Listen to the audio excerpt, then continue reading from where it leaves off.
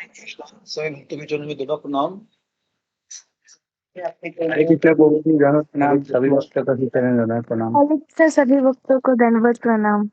वस्तु चरणों में दंडवत। हरे कृष्णा दंडवत प्रणाम सभी भक्तों के चरणों में। हरे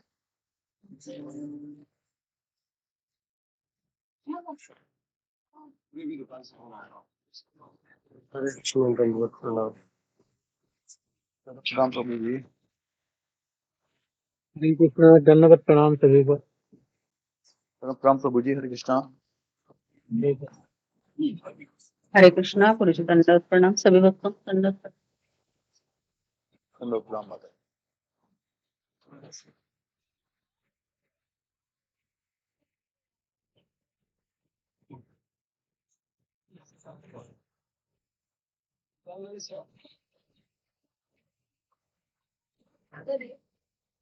हरे कृष्णा सभी भक्तों को दंडवत प्रणाम। हरे कृष्णा। दंडवत प्रणाम माता जी।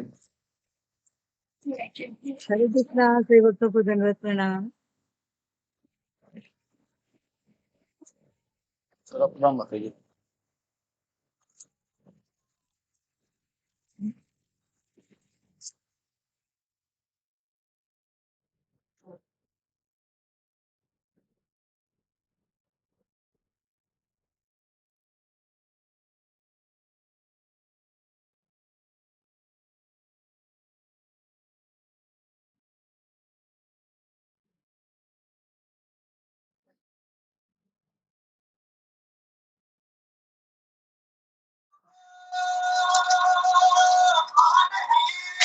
हरे कृष्णा प्रभु जी।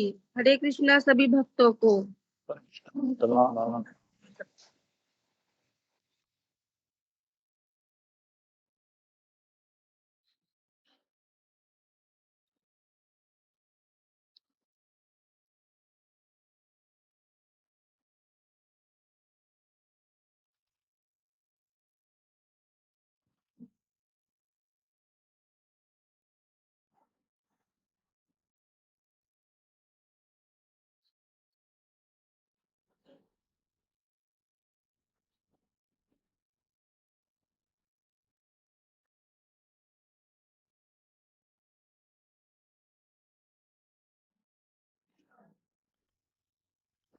कोई भक्त नरसिंह आरती बोलना चाहेगा?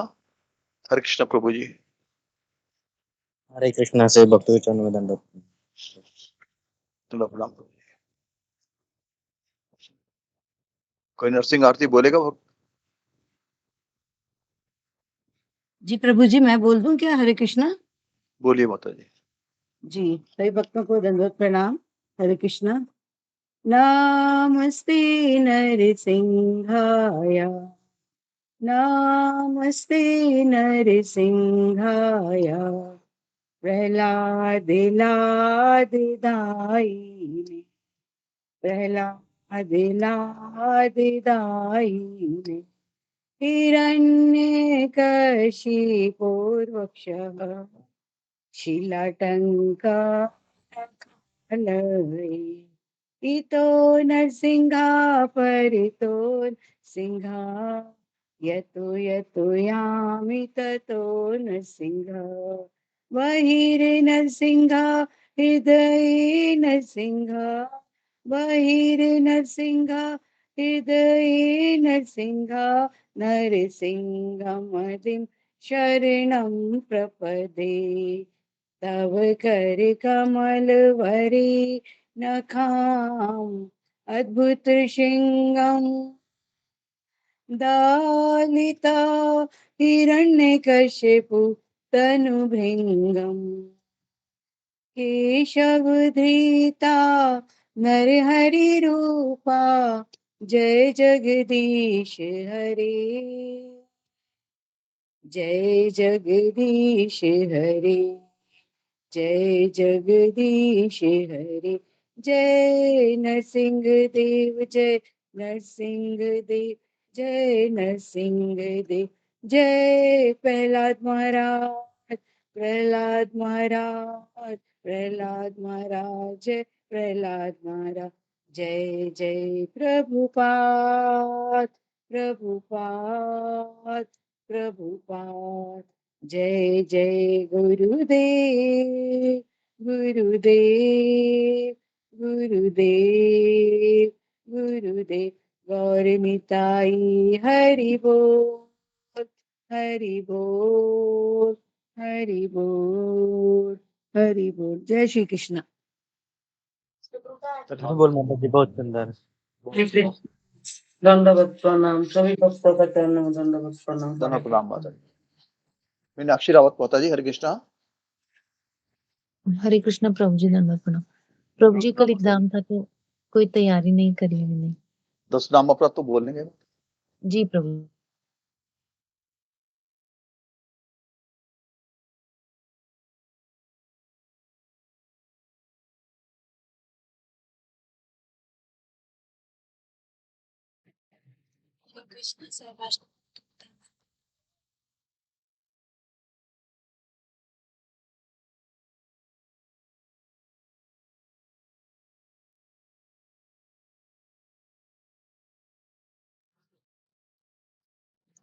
हरे कृष्ण। 10 भगवान नाम के प्रति होने वाले 10 नाम अपराध। पहला, भगवान नाम का प्रचार करने वाले महाभागवतों की निंदा करना। दूसरा, शिव ब्रह्मा आदि देवताओं के नाम को भगवान नाम के समान अथवा उनसे भिन्न समझना। तीसरा, आध्यात्मिक गुरु की अवज्ञा करना या उन्हें साधारण मनुष्य समझना। चौथा, वैदिक शास्त्रों अथवा प्रमाणों का खंडन करना। पांचवा, हरे कृष्ण महामंत्र के जप की महिमा को काल्पनिक समझना। छठवां, पवित्र भगवान नाम में अर्थवाद का आरोप करना। सातवां, नाम के बल पर पाप करना। आठवां, हरे कृष्ण महामंत्र के जप को वेदों में वर्णित एक शुभ सकाम कर्म कांड के समान समझना। नवा, अश्रद्धालु व्यक्तियों को कृष्ण नाम की महिमा का उपदेश करना। 10वां, हरे कृष्ण महामंत्र के जप में पूर्ण विश्वास न होना अथवा इसकी इतनी अगाध महिमा सुनने पर भी विषय आसक्ति बनाए रखना। ध्यान पूर्वक जप न करना भी एक अपराध है। स्वयं को वैष्णव समझने वाले सभी भक्तों को नाम अपराधों से बचना चाहिए, जिससे जीवन की अभिष्ट सिद्धि शीघ्र प्राप्त। हरे कृष्ण। सभी भक्तों को धन्यवाद। धन्यवाद माता जी। अब कल क्वेश्चन आंसर तो हुए होंगे माता जी, उसके बारे में बताएंगे कौन से क्वेश्चन थे, उसके आंसर कौन कौन से दिए? गुरुजी कल प्रभु जी सॉरी, कल आंसर नहीं बताए थे गुरुजी ने, आज बताएंगे। ठीक है माता जी, धन्यवाद। हरे कृष्ण। भी भक्तों के चरणों में दंडवत प्रणाम। चलो प्रणाम माता जी।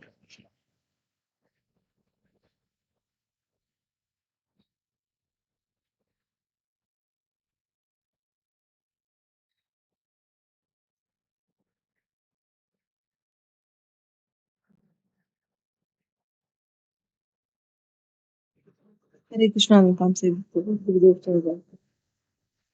चलो प्रणाम।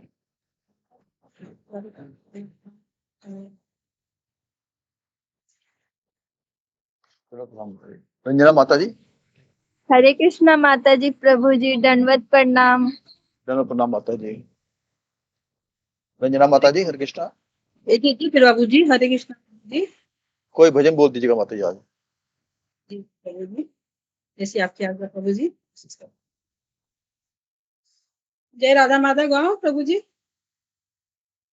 हाँ बोलिए माता जी। जय राधा माधव जय जय बिहारी।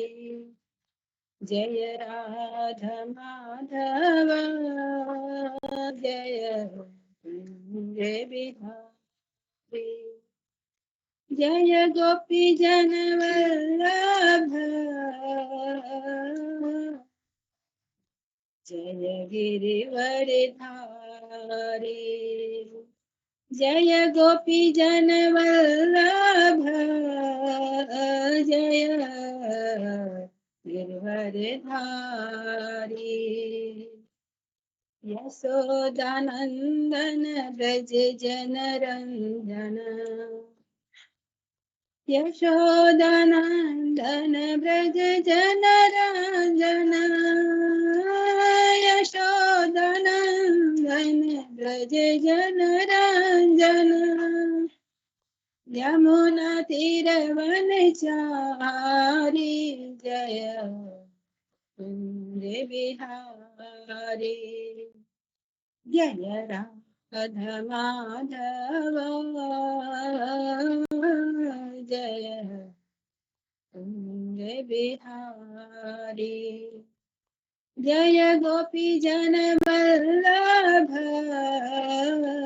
जय गिरिवरधारी यशोदानंदन ब्रज जनरंजन यशोदानंदन ब्रज जनरंजन यशोदानंदन ब्रज जनरंजन यमुना तीरवनचारी जय कुंज बिहारी मुरली मनोहर करुणा सागर मुरली मनोहर करुणा सागर मुरली मनोहर करुणा सागर कुंज बिहारी जय राधा माधव जय कुंज बिहारी हरे कृष्णा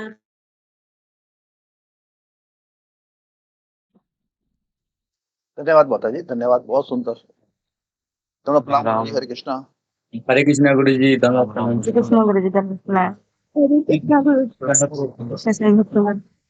धन्यवाद कुमार जी। विचार में कोटि कोटि मांग करती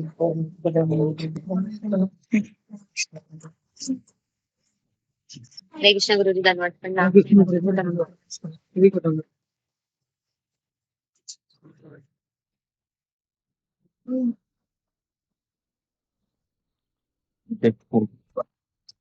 ओम अज्ञानतिमिरन्धस्य ज्ञानञ्जनशलाकया चक्षुरुन्मिलितं येन तस्मै श्रीगुरवे नमः।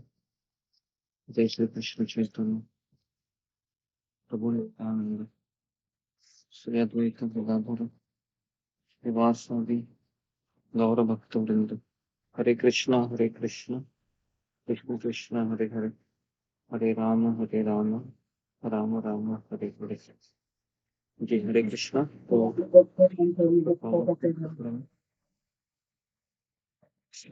जी, तो कल हमारा एग्जाम था, तो एग्जाम के क्वेश्चन आंसर हम देते हैं आज। जी, तो सब लोग अपने अपने नोटबुक लेके आइए। जी जी, कितने लोगों ने शुरू किया है कॉलिंग की सेवा करना? घर पर रेस्ट कीजिए, कॉलिंग की सेवा शुरू किए हैं। कितने लोगों ने शुरू किए हैं घर पर?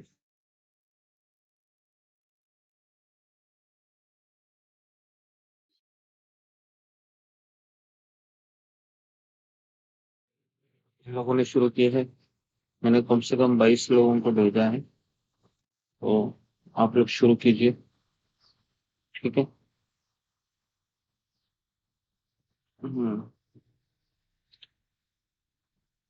और आपको रिपोर्ट भी भेजना है। एक ग्रुप क्रिएट किया गया है कॉलिंग सेवा के लिए, तो उसमें आपको रिपोर्ट भेजना है कंपल्सरी। जिसका रिपोर्ट नहीं आएगा उसको पूछा जाएगा।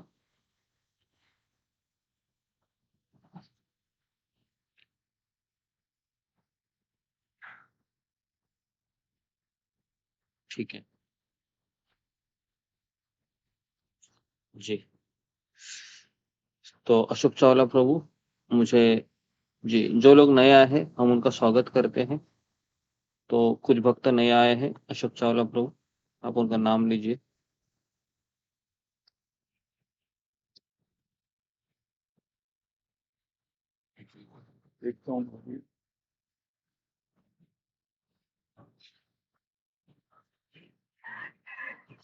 हरे कृष्ण प्रभु जी।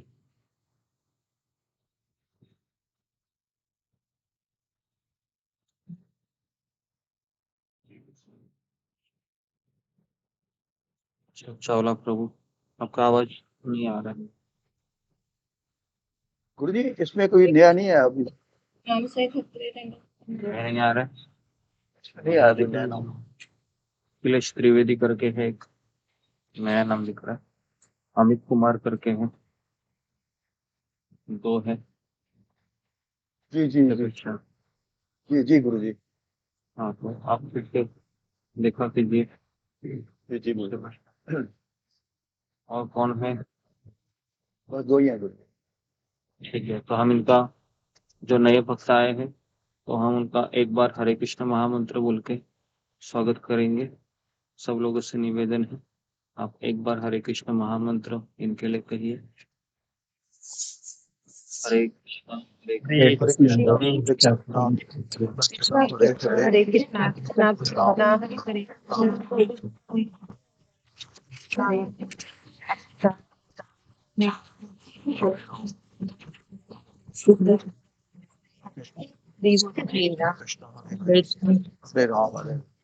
राम हरे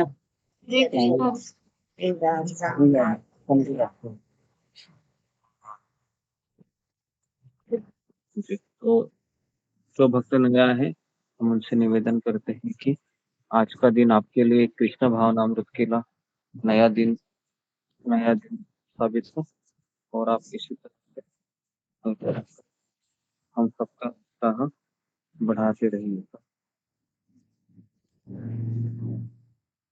ठीक है, और जो भी आपकी कुछ प्रश्न है आप सत्र के बाद पूछ सकते हैं। और यहाँ पर भगवद गीता के बारे में कक्षाएं चलती हैं साल के 365 दिन, तो आप उसमें भाग लीजिए। और जो भी अपने जीवन में समस्याएं आती हैं उन समस्याओं का सॉल्यूशन भगवान श्री कृष्ण ने भगवद गीता में दिया है। अगर हम इसको बहुत अच्छे से अगर हम सुनेंगे और अपने जीवन में इसको उतारने का प्रयास करेंगे तो इस संसार में हम देखेंगे कि कोई समस्या नहीं है। तो पहले हम भगवद गीता का एक श्लोक लेते हैं और फिर हम क्वेश्चन आंसर का सेशन को देखते हैं। जी, तो कौन सा श्लोक था अशोक चावला प्रभु? गुरु जी 24वें श्लोक की लास्ट लाइन कुछ रह गई थी, 4-5 लाइनें रह गई थी। ओके, 4-5 लाइन रह गई थी, ठीक है।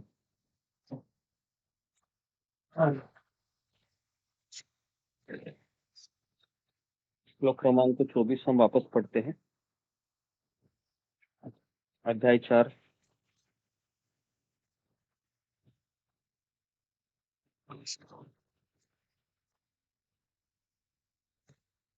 श्लोक क्रमांक 24।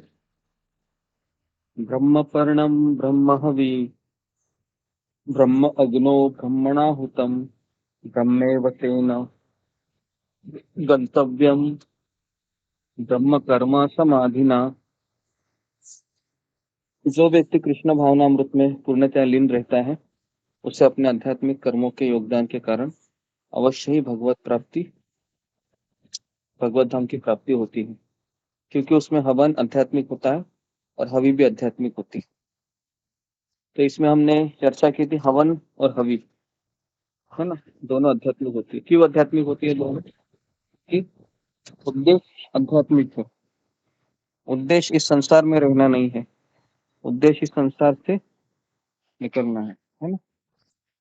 जरूरी इन चीज को समझना कि हमें इस संसार में क्यों निकलना है, क्योंकि इस संसार में हमें कष्ट मिलते हैं। कष्ट का कारण यह है कि हम अपनी सुविधाओं को यहाँ पर ढूंढते हैं, लेकिन कृष्ण गीता में कहते हैं कि यह संसार दुखालयम अशाश्वतम है, दुखों से भरा हुआ संसार है। जिसने बनाया है इस संसार को, उस बनाने वाले ने इस संसार को दुखालय कहा गया।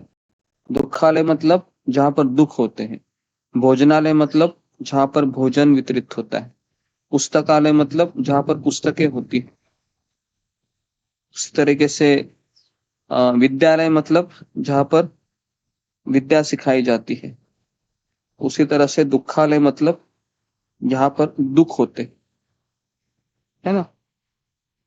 तो मनुष्य इस संसार में आकर दुखालय को बदलने की इच्छा करता है। दुखालय नहीं, मैं इसको सुखालय करूंगा। तो कृष्ण से टक्कर लेना चाहता है, लेकिन उसको पता नहीं है कि कृष्ण ने इस दुनिया को बनाया है और दुनिया बनाने के पश्चात उन्होंने इसमें 3 गुण इस तरीके से डाल दिए हैं कि आप कितना भी प्रयास करें, हाँ, चाहे आप क्या बोलते हो उसको, कितना भी प्रयास करे को एक मुहावरा भी है ना, हिंदी में एक मुहावरा है, किसी को याद आता है मुहावरा? मुहावरा मतलब बहुत मेहनत करे, बहुत परिश्रम करे, फिर भी चीज प्राप्त न होना। किसको याद है वो ऐसा मुहावरा हिंदी में? जी, मनमोहन यादव। हरे कृष्ण गुरु जी। चरणों हाँ। प्रणाम गुरु जी। करत करत अभ्यास के जर्मदी हो सुजात, रस्सी आवाज जाती फिरते हो निशान। मतलब क्या? अभ्यास करने से रस्सी रस्सी जैसे आती जाती रहती है, पत्थर पे भी निशान पड़ जाते हैं, वैसे अभ्यास करने से फिर एक विकार दूर हो गई। जी हाँ, लेकिन मैं यहाँ पर कुछ और बताना चाह रहा था कि इस संसार में बहुत कष्ट करे, मेहनत करे, लेकिन इस संसार में सफलता प्राप्त नहीं हो सकती। ऐसा कोई मुहावरा किसी को याद आता है, आ रहा है हिंदी में? जैसा कहते हैं ना, तुम कितना भी कुछ करेगा प्राप्त नहीं होगा, है ना। ठीक है, आप शायद हिंदी के मुहावरे जानते नहीं है। ठीक है, मैं भी नहीं जानता हूँ। ओके। हाँ, समझा नहीं मैं। गधे की तरह काम करना। गधे की तरह काम करना? अच्छा, वो मुहावरा थोड़ी है। ओके। गधा मजदूरी, गधा मजदूरी। हाँ, गधा मजदूरी करना। होली ओके। गुरुजी, होली का हाँ हाँ, ऐसा कुछ कुल्ले कबील वगैरह, ठीक है। आप समझ गए होंगे कि अ, अगर कोई मान लो रेती है, रेती होती है ना, रेती समुन्द्र के किनारे, अगर समुन्द्र के किनारे रेती को बहुत निचोड़ेगा तो क्या उसमें से तेल निकल सकता है? कितना भी आप प्रयास करें, है ना, उसमें तेल कभी नहीं निकलेगा, बराबर है। क्या समुन्द्र का पानी कभी मीठा हो सकता है? बहुत प्रयास करें आप, उसमें बादली भर शक्कर डाले, क्या हो सकता है समुन्द्र का पानी मीठा? कदापि नहीं हो सकता है। उसी प्रकार से इस संसार में अगर हम सुख प्राप्त करना चाहेंगे, भौतिक या आध्यात्मिक, आध्यात्मिक भौतिक चीजों से, तो नहीं प्राप्त हो सकता।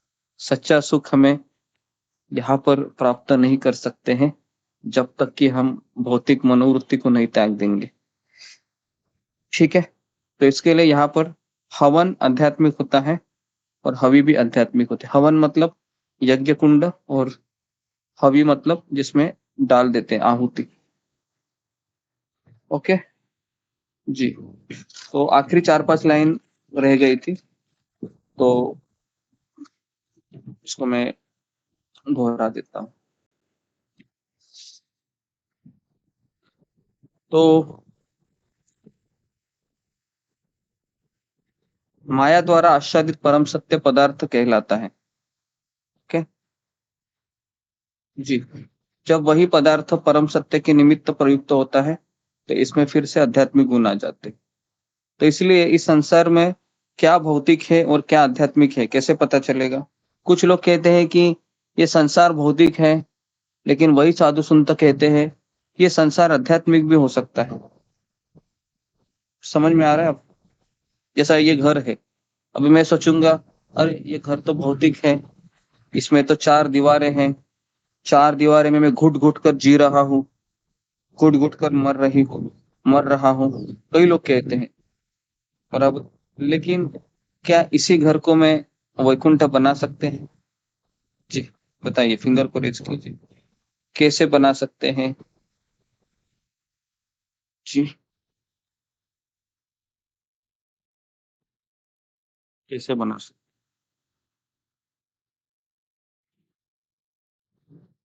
जी सात्विक वर्मा। हरे कृष्णा गुरुजी, दंडवत प्रणाम। हरे गुरु जी, माता जी को दंडवत प्रणाम।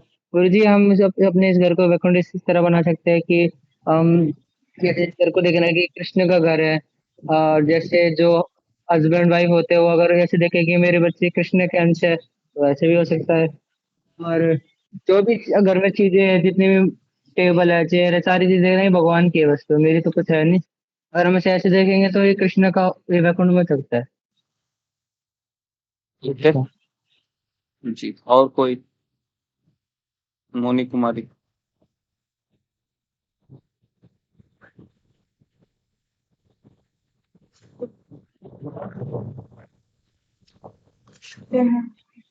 हमारे सोच पे डिपेंड करता है ये, हमारे मन हमारी सोच, क्या सोच होनी चाहिए? मैं घर में रह रहा हूँ, मेरे घर में सारे परिवार के लोग हैं, मेरे घर में बर्तन है, मेरे घर में चीजें हैं, मेरे घर में सब कुछ है। कैसे मैं इसको आध्यात्मिक बनाऊं? बोलो। जैसे कि हम अगर खाना बना रहे हैं और हमें बोला गया है कि इस तरह से खाना बनाना है, और लेकिन हम उस खाने में हम भगवान के भावना को देकर और उस भाव से बना सकते हैं कि मतलब मुझे बोलने नहीं आ रहा है। हर चीज में, हर काम में, जैसे कि हमें बाहर जाने को नहीं दिया जाता है, हमें बहुत रोक टोक हमें हमें किया जाता है। तो हर चीज में हम भगवान को इच्छा समझ करके उसी चीज में हम भगवान के मनोभाव को ये मिश्रित करके सोच को अपनी उस तरह से बना के अपने भाव को बना सकते हैं, कृष्ण भावना में रह सकते हैं कि नहीं हमारी यही है, भगवान ने हमारी यही नियत है, हमें इस तरह का एग्जाम देना है, जैसा आप शिक्षा दी है। ठीक है। सुमिता सिन्हा।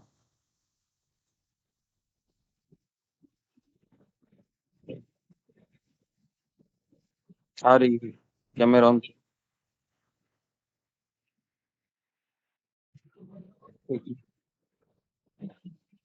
बोलो।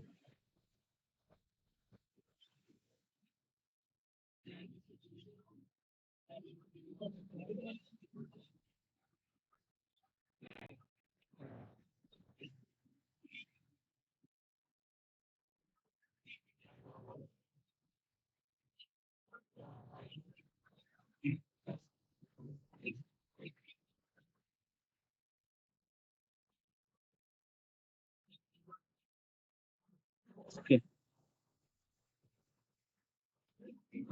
ओके। ठीक है, तो देखिए कुछ चीजें हैं जो कई बार हमने चर्चाएं की है। जैसे कि ये घर है, अभी घर के दरवाजे में नाम किसका लगाया है? मेरा नाम लगाया है। कोई सोचेगा कि मैं इसका मालिक हूँ, लेकिन क्या भावना होनी चाहिए? पहला, ये घर का मालिक मेरे प्रभु कृष्ण है। ये पहला चीज होना चाहिए, यहाँ से शुरुआत करनी चाहिए। दूसरा है कि घर का जो मेन जो चीज होती है वो किचन होता है, या उसको रसोई कहते हैं। तो रसोई में जो भी पहले खाना बनेगा वो घर के मालिक को दिया जाता है। तो हमारे घर के मालिक कृष्ण है, तो पहले जो खाना पकेगा रसोई में वो किसको दिया जाएगा? कृष्ण को दिया जाएगा। ठीक है। दूसरा है कि इस घर के मालिक के लिए हमें घर अच्छा रखना चाहिए। तो अगर मैं घर में झाड़ू मार रहा हूँ, या फिर कोई भी कार्य हम कर रहे हैं ये सोचकर कृष्ण इसके मालिक है, मैं इनका नौकर हूँ, मैं इनका अंश हूँ, मैं सेवक हूँ, ये भाव है, तो वही घर चार दीवारी है जो मुझे खाने के लिए, या फिर मुझे दौड़ रहा है ये घर। है ना, कभी कभी लोग निराश हो जाते हैं उस चार दीवारी को देख देख कर। लेडीज कहते हैं कि मैं इसी में मुझे घुट घुट कर मरना है या जीना है ना। या फिर पुरुष सोचता है मैं बाहर जाऊं और बस इस घर को बनाए रखने के लिए मैं जीता रहूं।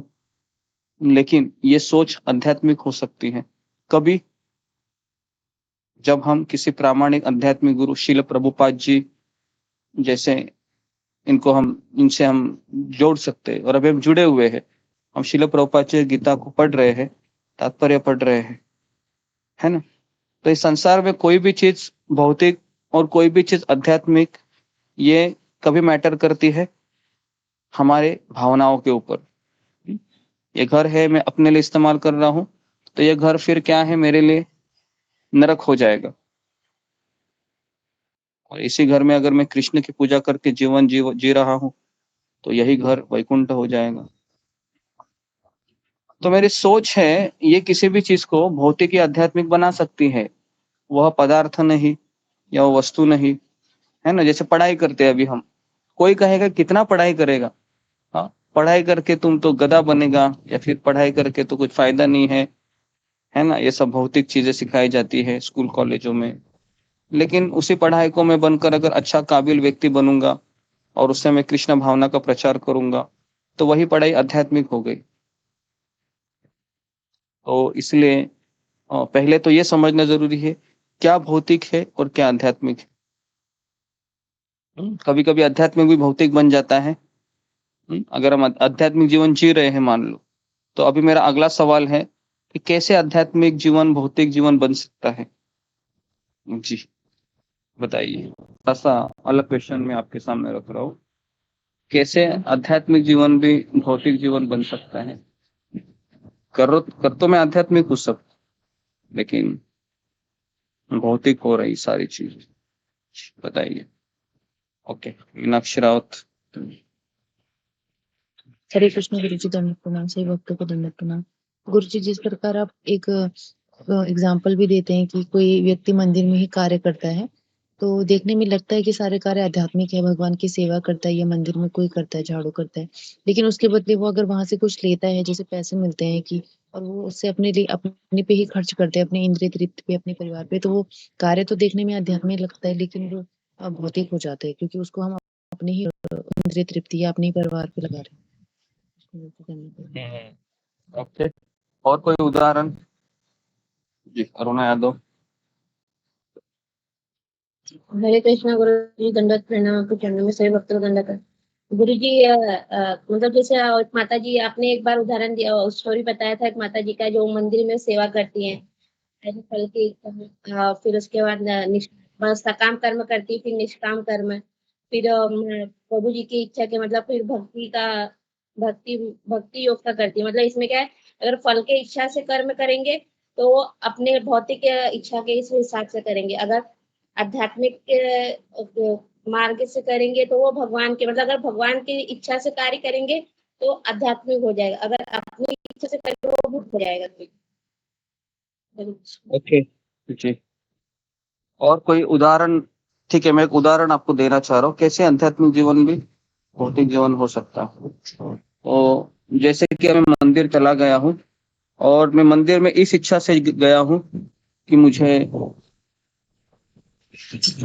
अपनी इच्छाओं को पूर्ण करना है।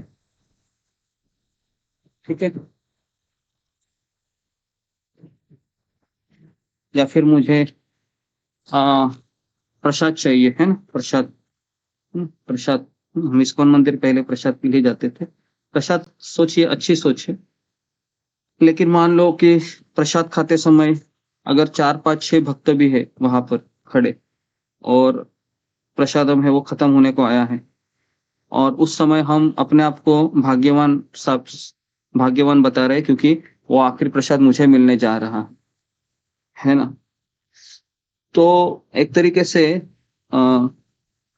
जीवन हमारा आध्यात्मिक जगह पर है, हम मंदिर ही आध्यात्मिक जगह है ना। या फिर इस उदाहरण से भी हटकर अगर हम कोई भौतिक चीज भगवान से मांगने के लिए जाते हैं, है ना, कि भगवान मुझे 1 BHK फ्लैट दीजिए, या फिर मुझे जॉब दीजिए, या फिर मुझे कोई भौतिक चीज दीजिए, इसलिए मैं माला करूंगा आपसे की, आपकी पूजा करूंगा, है ना। तो फिर जीवन तो आध्यात्मिक है, जगह आध्यात्मिक है, महामंत्र भी आध्यात्मिक है, भक्त आध्यात्मिक है, विग्रह आध्यात्मिक है, लेकिन मेरी मनोवृत्ति भौतिक है। तो इसलिए वो आध्यात्मिक जीवन भी एक सकाम कर्मी या सकाम कर्म योग तो भौतिक हो जाएगा। ओके, कई बार ऐसे होता है कि हम मंदिर में सालों साल चले जाते हैं, लेकिन मनोभाव ऐसा होता है कि मैं कृष्ण से मांग रहा, कृष्ण से मांग रही हूं मैं, ताकि मेरा भौतिक जीवन उज्जवल हो। तो फिर सकाम कर्म हो गया, और फिर इससे हम स्वर्गलोक में लैंड अप करेंगे और दिखने में लगता है कि मैं आध्यात्मिक जीवन जी रहा हूँ। एक बार शिला प्रभुपाद को पूछा गया कि हमारी संस्था में है ना कितने भक्त है। ऐसा नहीं था, एक भक्त था, उन्होंने शरीर छोड़ दिया था जी। तो कुछ भक्त प्रभुपाद के पास जाकर कहे कि प्रभुपाद ये भक्त कहाँ जाएगा। तो प्रभुपाद ने इसके दो उत्तर दिए। प्रभुपाद ने उत्तर दिया कि अगर इसके हृदय में भौतिक इच्छाएं हैं तो ये स्वर्गलोक चले जाएंगे, अगर इनके मन में कोई भौतिक इच्छाएं नहीं है तो ये वैकुंठ लोक चले जाएंगे।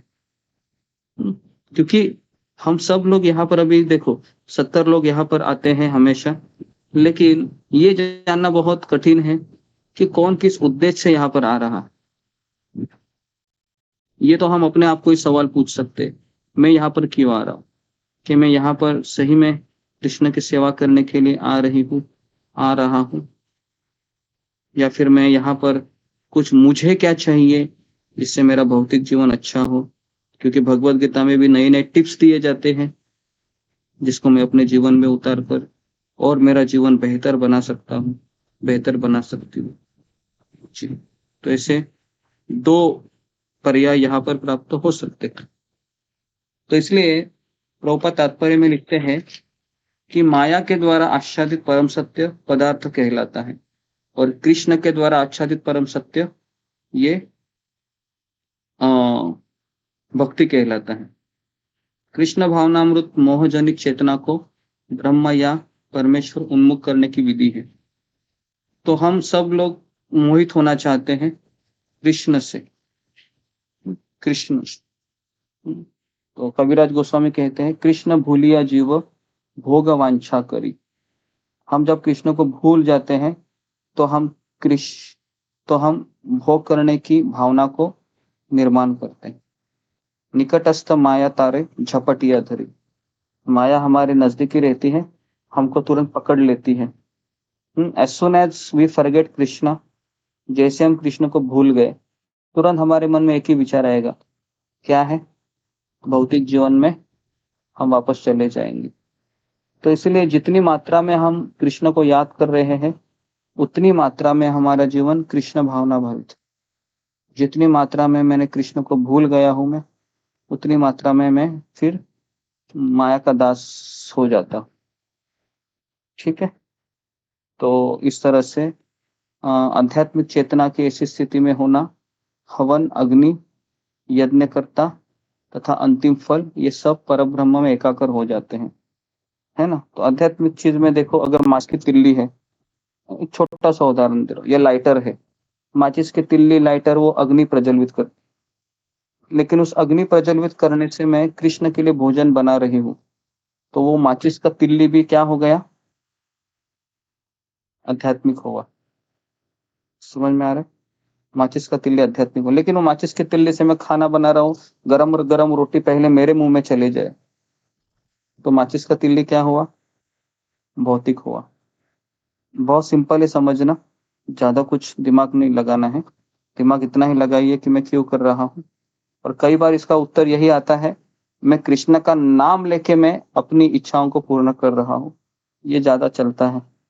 तो इसलिए हमें एक सही प्रशिक्षण लेना चाहिए। मंदिर में मैंने एक उदाहरण दिया था, अभी मंदिर में मान लो विग्रह की सेवा करने जा रहे आप, और अचानक आपको बोला गया कि भगवान की सेवा 5 लोग मिलकर करनी है, और आपने कहा कि आज हम कृष्ण को नीला कलर का ड्रेस पहनाएंगे, और उसी समय 4 लोगों ने कहा नहीं नहीं, हम 4 लोगों ने डिसाइड किया है कि आज कल उत्सव है या कल संडे है, तो हमने सोचा है कि गोल्डन कलर का कपड़ा पहनाएंगे, ड्रेस पहनाएंगे। बराबर है। दोनों की सोच आध्यात्मिक है, दोनों कृष्ण की सेवा करना चाहते, आप भी वो भी। लेकिन इससे कृष्ण की सेवा क्या कहलाए, कैसे समझ में आएगा कृष्ण की सेवा हो रही है? फिंगर को रेज कीजिए जी, बताइए।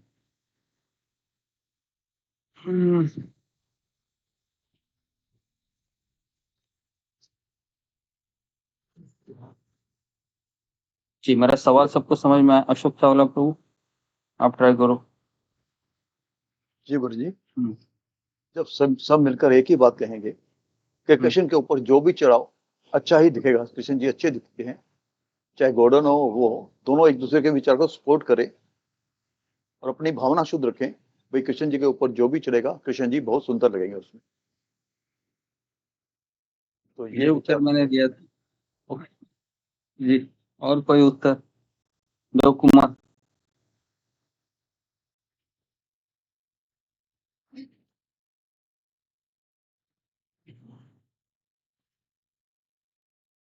धर्मराज गिमरे प्रभु। हरे कृष्णा गुरु जी, दंडवत प्रणाम, सभी को दंडवत प्रणाम।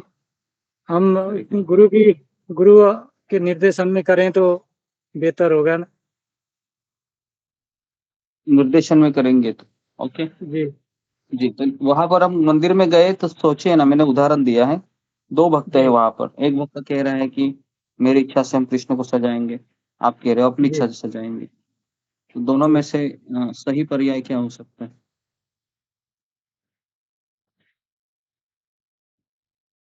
जी, ममता पाल। हरे कृष्णा गुरु दंडवत प्रणाम। गुरु जी मुझे लगता है कि दूसरों को देना चाहिए वो मौका, उस वक्त को देना चाहिए, हमें छोड़ना चाहिए, उसी की इच्छा से भगवान को तैयार करना चाहिए, मतलब क्यों मुझे लेकिन रुक ऐसा? जाना चाहिए इसमें। क्यों क्योंकि मुझे क्यों आप रुक कहते हैं जाना कि चाहिए? मैं क्योंकि कहता हूँ। भक्ति में आप कहते हैं कि हाँ, जब तक भक्ति में हम दूसरों का आदर सम्मान नहीं करेंगे, उनके प्रति वो भाव नहीं दिखाएंगे, तो वो भक्त नहीं कहलाते ना। मतलब अपनी इच्छा को मारना है भक्ति में और दूसरे की जी, इच्छा को अपनाना है, ऐसा है मतलब। ओके जी, ओके। तो हम जब धन्यवाद। साथ में जब सेवा करते हैं, जी, तो ये सही कहा, तब हमें अपनी इच्छा को साइड में रख के वैष्णव की इच्छा को आगे रखना है। तो इसी को भक्ति कहते हैं। ओके जी। तो ये हो गया 24 श्लोक, और यही कृष्ण भावनामृत की विधि है। ये मेरी सोच है। तो हवन, अग्नि, यज्ञकर्ता और उसका फल, ये सब आध्यात्मिक है, क्योंकि मनोभाव ही आध्यात्मिक है। और अगर ये नहीं होती, हो गए सारी चीजें, बस समय जा रहा है और मंत्र का भी हो रहा है, हरे कृष्ण कृष्ण कृष्ण हरे हरे, हरे राम राम राम हरे हरे। सुबह 4 बजे भी उठ रहे हैं आप, मंगल आरती कर रहे हैं, तुलसी आरती, नरसिंह आरती, सेवाएं सब हो रहा, लेकिन इसमें भाव यह है कि मेरी प्रसन्नता के लिए होना चाहिए। तो आध्यात्मिक ही चीजें हैं, लेकिन भौतिक हो गई। लेकिन ये सोचे कि गुरु वैष्णव और कृष्ण के लिए हो रहा है, तो आध्यात्मिक हो गया। ओके, कितने लोगों को समझ में आया ये पॉइंट? फिंगर को रेज कीजिए।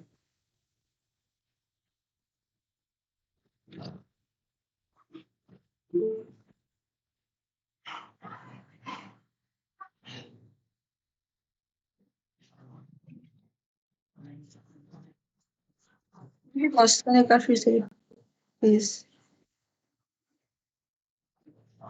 25 लोग। Okay, जी, 26। बाकी के लोगों को समझ में नहीं आया या सुनने में? आध्यात्मिक क्या है भौतिक? सर अभी ज्वाइन किया है। हरे जी जी, अभी ज्वाइन किया है। जी जी जी जी, ठीक है। तो ये बहुत इंपॉर्टेंट सब्जेक्ट है, जो हमें पिछले 10 से 15 मिनट से हम चर्चा कर रहे हैं, क्योंकि यही चीज समझने के लिए भक्ति में कई साल लग जाते हैं। क्या आध्यात्मिक है, क्या भौतिक है? कर तो रहा हूं मैं आध्यात्मिक हूँ, लेकिन कई साल के पश्चात लगता है कि आध्यात्मिक चीजों को कर रहा हूं मैं, लेकिन वो मिठास क्यों नहीं आ रही है, अंदर भावनाएं क्यों नहीं आ रही है? कर तो सही रहा हूं मैं सारी चीजें, हाँ, कर रही सारी चीजें बल्कि सही है, लेकिन मनोभाव थोड़ा सा अलग है।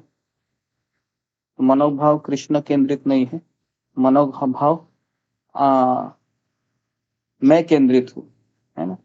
मैं केंद्रित होने के कारण वो नहीं आता। हालांकि मैं केंद्रित से कृष्ण केंद्रित होने के लिए समय लगता है, लेकिन एटलीस्ट मुझे पता तो चले कि कहाँ पर मेरी गड़बड़ी हो रही है, कहाँ पर मैं मार खा रहा हूँ। ठीक है, तो ये पहला पॉइंट। जो इस श्लोक के में बताया जाता है। हवन और आध्यात्मिक, हवन और हवि। हवन मतलब किसके लिए कर रहा हूं मैं? कृष्ण के लिए। और हवि मतलब क्या कर रहा हूं कृष्ण के लिए, वो हवि हो गया। तो दोनों आध्यात्मिक बन सकते हैं। ठीक है, आगे बढ़ते हैं जी। तो कुछ प्रश्न है जो कल हमने लिए थे, कल हमारा एग्जाम था, तो कुछ क्वेश्चन हम क्या आंसर हम ढूंढ रहे हैं। तो अशोक चावला प्रभु, आप क्वेश्चन पूछिए। First question.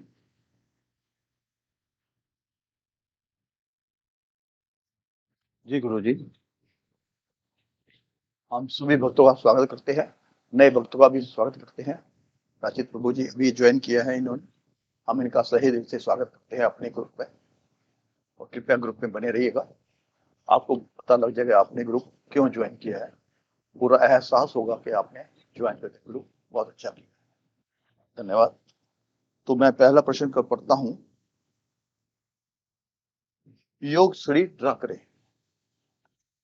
जी, तो कल हमारा एग्जाम हुआ था जिसमें पहला सवाल था योग सीढ़ी ड्रॉ करे। योग सीढ़ी मतलब जो हमने योगा लैडर भी बोलते हैं जिसको, भगवत गीता में 3रा चैप्टर है जी।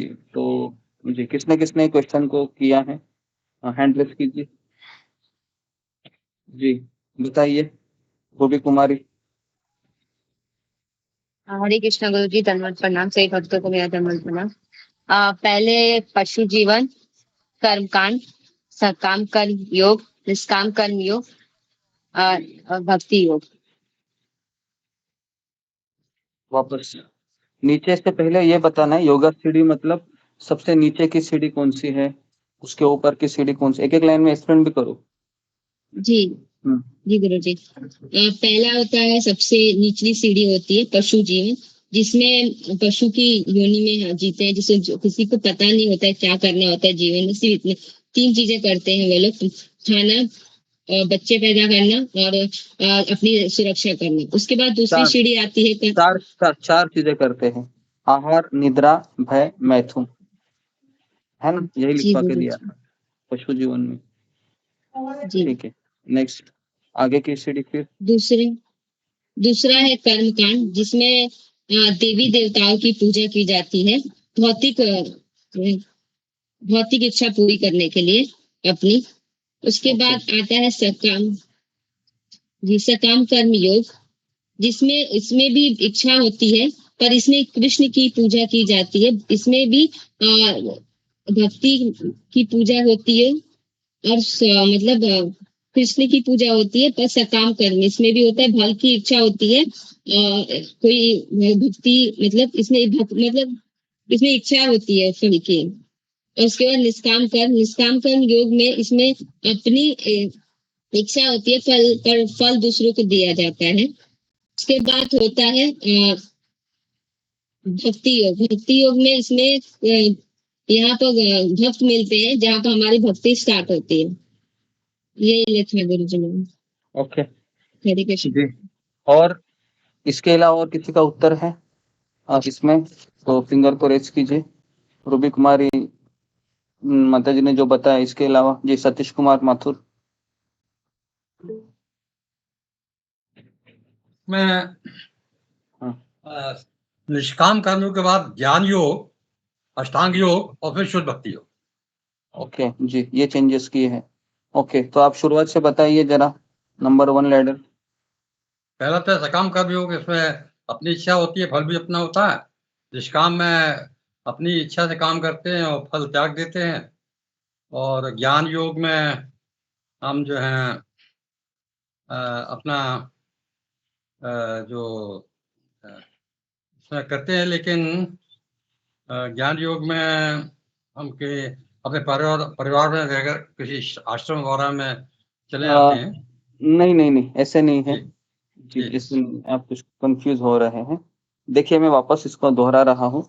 योगा लैडर में सबसे पहला होता है पशु जीवन, जिसमें 99% पहले हम ऐसा ही हमारा जीवन था। खाना पीना सोना और बस बच्चे पैदा करना, इसमें हमारा जीवन जाता था। उसके आगे है दूसरा है कि फिर हम किसी के द्वारा, हम कोई व्यक्ति हमारे जीवन में आकर कहता है कि शिव जी के 12 सोमवार करो, या फिर लक्ष्मी की पूजा करो, या फिर कुबेर की पूजा करो, या फिर छठ पूजा करो, महाशिवरात्रि का उपवास करो, ताकि तुम्हारी इच्छा मनोकामना पूरी हो गए। तो इस तरीके से फिर कर्मकांड में हम प्रवेश करते हैं। ओके, फिर इसमें कई जन्म हमारे चले जाते हैं, और कर्मकांड के फिर आगे अगला पड़ाव आता है, वो है सकाम कर्म योग। इसमें क्या होता है कि इच्छा तो हमारी बनी रहती है, लेकिन हम देवी देवताओं को छोड़कर कृष्ण को अपनाते हैं। तीसरा सकाम कर्म योग के पश्चात अगला लैडर आता है निष्काम कर्म योग। निष्काम कर्म योग में क्या होता है कि हम कृष्ण की भक्ति करते हैं, इच्छा मेरी होती है, लेकिन फल हम छोड़ देते हैं। निष्काम कर्म योगी, ज्ञान योगी, ये एक ही है, ठीक है, एक ही व्यक्ति है, ज्ञान योगी, निष्काम कर्म योगी। और ज्ञान योगी व्यक्ति है वह, उसका फल होता है मुक्ति प्राप्त करना होता है उसको। ओके, भले वो कोई भौतिक शरीर को प्राप्त चाहता है, लेकिन उसका फल है उसको मुक्ति चाहिए होती है। और ज्ञान योगी के बाद अष्टांग योग आता है। अष्टांग योग में वह परमात्मा की पूजा करता है, और सकाम कर्म योग में वो कृष्ण की पूजा कर रहा है, लेकिन ज्ञान योग में वह कृष्ण की पूजा ब्रह्म ज्योति के रूप में करता है। अष्टांग योगी में कृष्ण की पूजा वो परमात्मा के रूप में करता है, और फिर भक्ति योग में वह गुरु के आश्रय में रहकर कृष्ण की सेवा करता है साकार रूप में। तो इस तरीके से हमारा प्रोग्रेस होता है। लेकिन अभी हम शिला प्रभुपाद की संस्था में आए हैं, तो हमारा पशु जीवन था। अचानक कोई भक्त आ गया मेरे जीवन में, उसने माला झोली हमें डाल दिया, कहा कि मंदिर आइए, प्रसाद लीजिए और भगवत गीता सुनिए, और आध्यात्मिक गुरु भी मिल जाते हैं यहाँ पर, है ना। शिला प्रभुपाद के काफी शिष्य हैं, परम पूज्य जयपताका स्वामी महाराज, परम पूज्य गोपाल कृष्ण गोस्वामी महाराज, ऐसे कई सारे शिष्य हैं, परम पूज्य राधानाथ स्वामी महाराज। तो फिर इस तरीके से फिर हम शिला प्रभुपाद की संस्था में हमें तुरंत भक्ति योग में प्रवेश होता है। लेकिन भक्ति योग में प्रवेश हो रहा है या नहीं हो रहा है, कैसे कैसे समझेगा हमें? वही चीजें, अगर मैं गुरु को अपनाया है, कृष्ण को अपनाया है, दीक्षा भी ली है, लेकिन मेरी मनोभावना है सकाम कर्म की, तो फिर मेरा भक्ति योग नहीं अभी तक शुरू हुआ। मेरा भक्ति योग कब शुरू होगा? हम जब मैं केवल और केवल गुरु की इच्छा के अनुसार चलूंगा, तब भक्ति योग शुरू होगा। ठीक है, तो ये पहला प्रश्न जी। कितने लोगों ने इसका सही उत्तर लिखा है? फिंगर को रेज कीजिए। ओके जी, तो आप इसको 2 मार्क्स दीजिए। सिंपल क्वेश्चन था। हरे कृष्णा गुरु जी, कुछ पूछना था। पूछो। गुरु जी, अष्टांग योगी और ध्यान योगी एक ही है ना? हाँ, अष्टांग योगी ध्यान योगी एक ही है, और निष्काम कर्म योगी और ज्ञान योगी एक ही है। जी धन्यवाद। Okay, next question. पशु जीवन किसे कहेंगे? पशु जीवन किसे कहेंगे जी, बताइए, फिंगर को रेज कीजिए। पशु जीवन किसे कहेंगे जी? पद्मा कतारिया जी।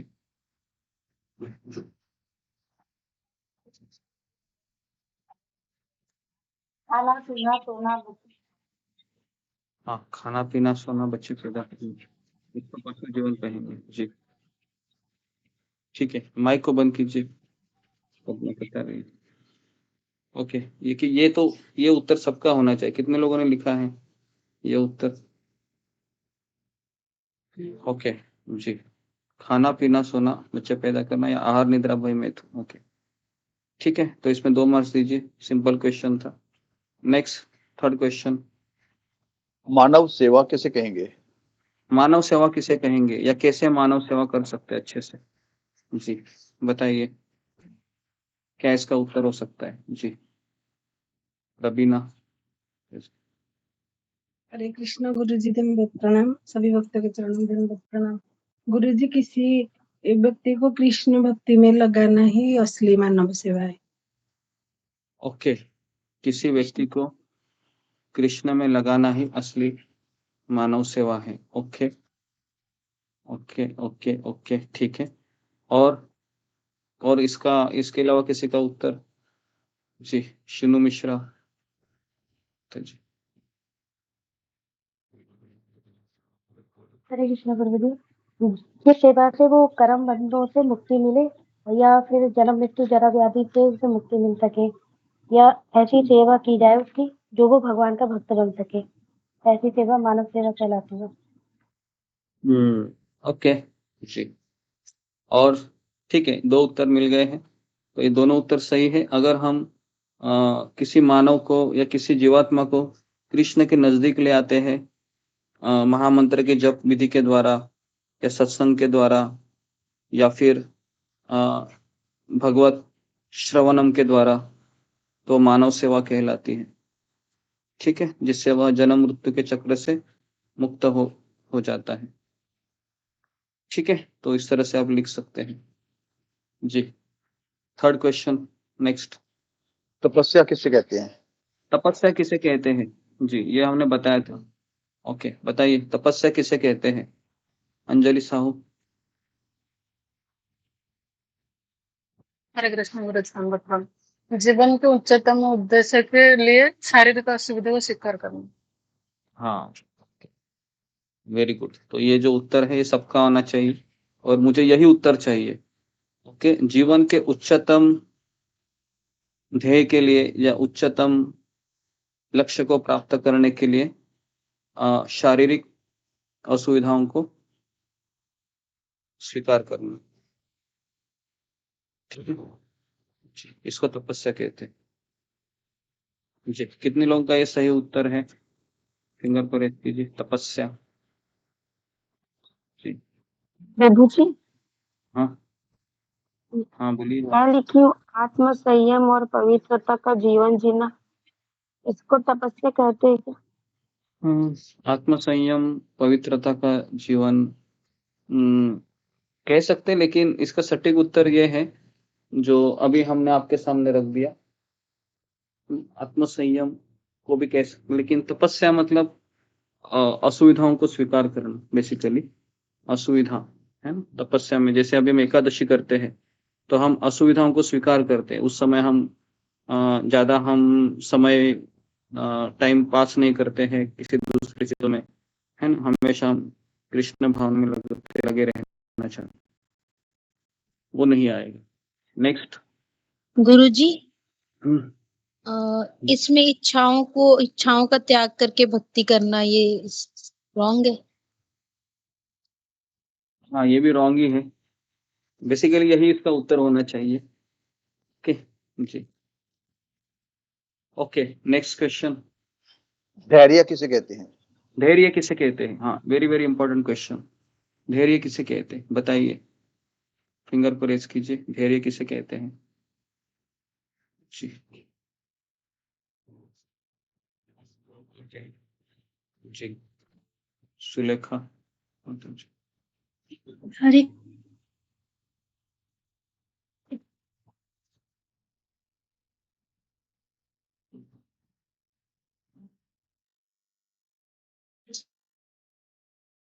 आवाज नहीं आ रहा है।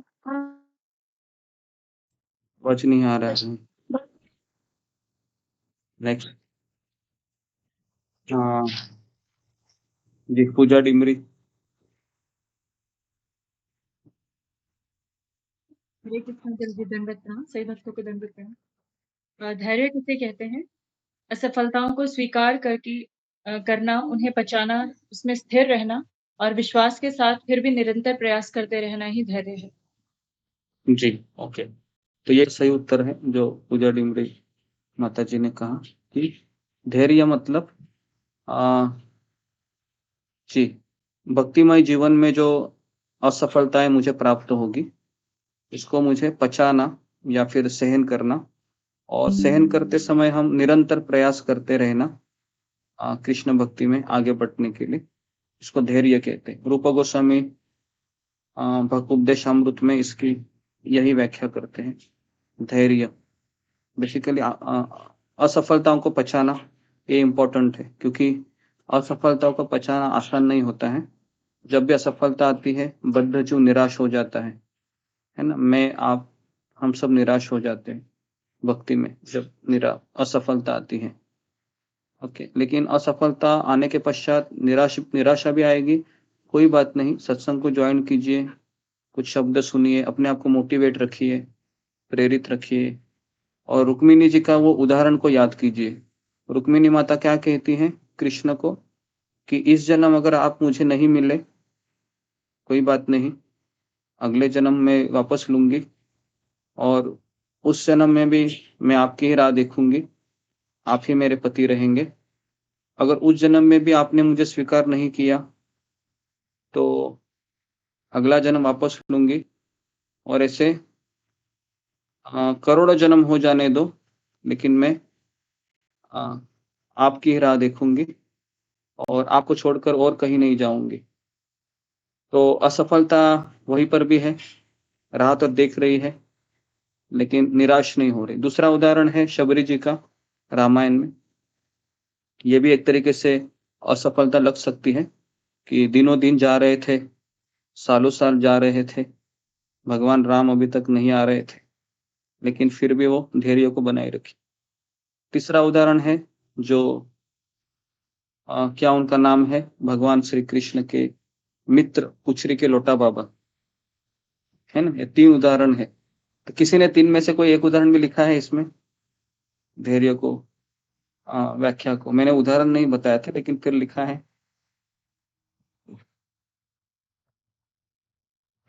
ओके, तो अभी आप इसको लिखिए जरा, ये 3 एग्जाम्पल, रुक्मिणी माता का, दूसरा है पुछरी के लोटा बाबा, तीसरा है रामायण में शबरी माता।